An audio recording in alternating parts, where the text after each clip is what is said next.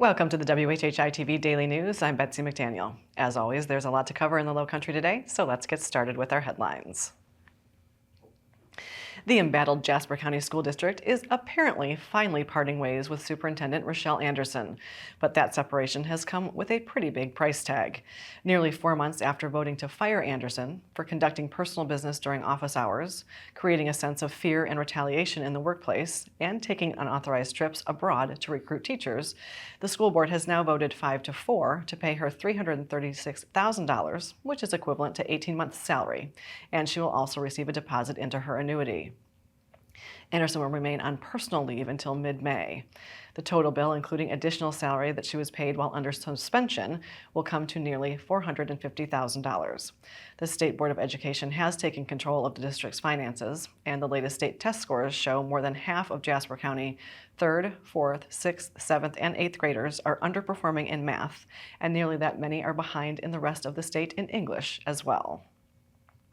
A couple of wins for law enforcement to tell you about. 23-year-old Derek Lamont Singleton Jr. of Beaufort has turned himself in to Columbia Police to face murder and conspiracy charges in the shooting of 26-year-old Tahir Bailey of Beaufort at the Garden Oaks Apartments in Beaufort 2 weeks ago.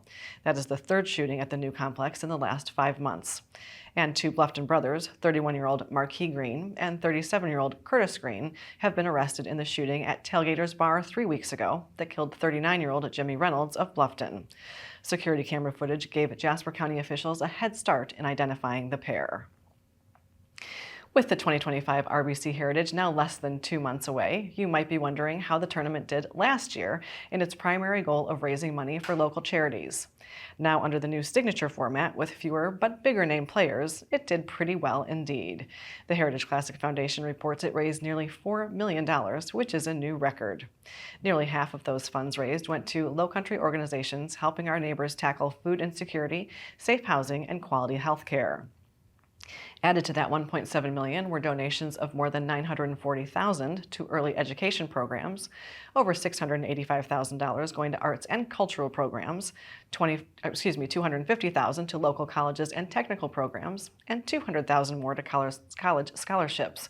All told, the foundation has now raised nearly $57 million in its 38 years of existence.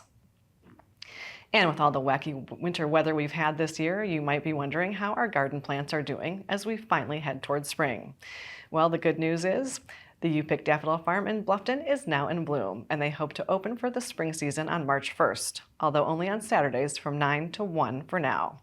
This year's opening was delayed by about a week because of the rougher than normal winter weather at the farm on Calhoun Plantation Road. You can find out more details at upickdaffodils.com. The media sources on your screen will have more on these and other stories, and we would love for you to like us on Facebook and follow us on Instagram at WHHI-TV. And if you have an idea for a news story, we'd love to hear it, so drop us a line at news@WHHITV.com. And now here's a look at sports with Justin Jarrett. Hey, it's time for Last Night in the Lowco on WHHI, powered by LowcoSports.com, the fastest 60 seconds in local sports. The spring sports schedule is picking up, and we had baseball, softball, and lacrosse action around the Lowco last night.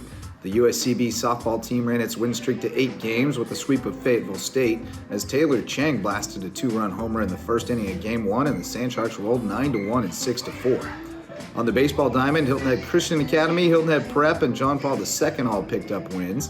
And Dylan Gem was 3 for 3 with a double, a triple, and 6 RBIs in the Golden Warriors' 10-4 win over Patrick Henry.